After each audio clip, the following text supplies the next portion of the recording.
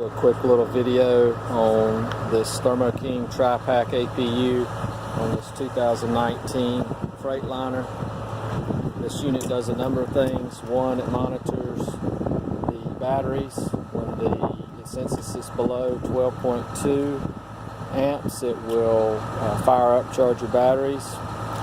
It supplies AC to the unit, and it also monitors the engine block temperature. So when on cold nights or cold days, the truck engine will cut off after 10 minutes of idling.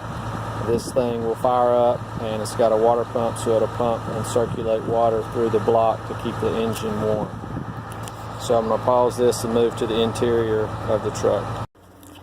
Okay, I have the bunk lifted, so just under the bunk, that is, trying to get as much light in here as I can, that is the unit, that the Tri-Pack unit for the HVAC system. You can see a large blue filter right there, and you don't want to put anything in front of that filter, and this is going to be hard to see, but there is right there is the bunk heater, and that bunk heater does not have a controllable fan, so it comes on and goes off with the interior temperature of the truck. This ductwork here is for the APU system, so if you're just running your fan or you're running your AC, they'll be coming out of there.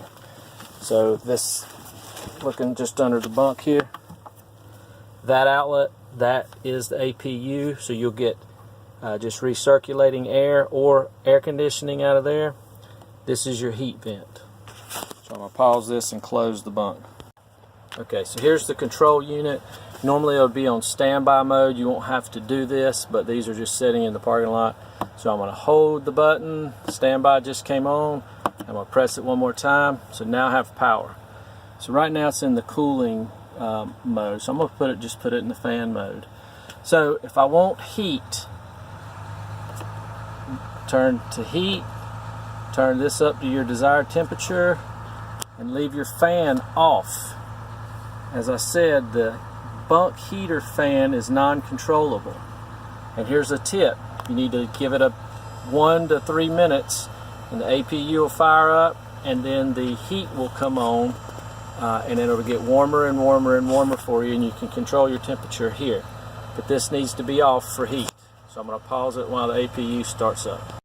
Okay, another thing to notice, when the APU kicked on, you can see this went from 12.2, now it's charging up to 13.5, 6, 7.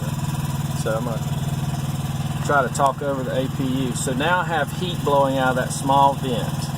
And again, I can control that temperature with this, but my fan needs to be off.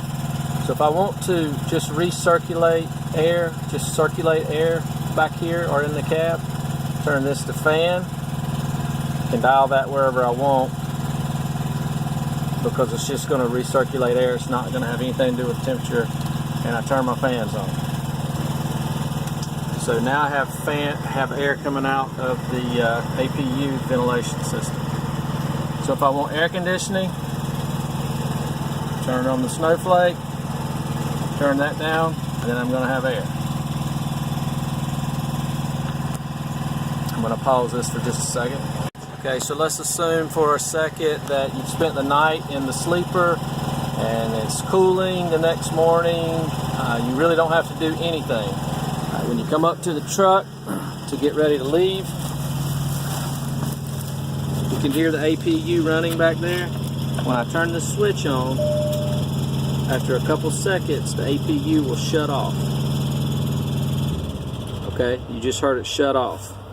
So I drive all day, I go back to the bunk, and then I just turn my settings wherever I want them. It'll recognize the truck engine's off, and it will set the desired temperature in the cab. Hope that helps.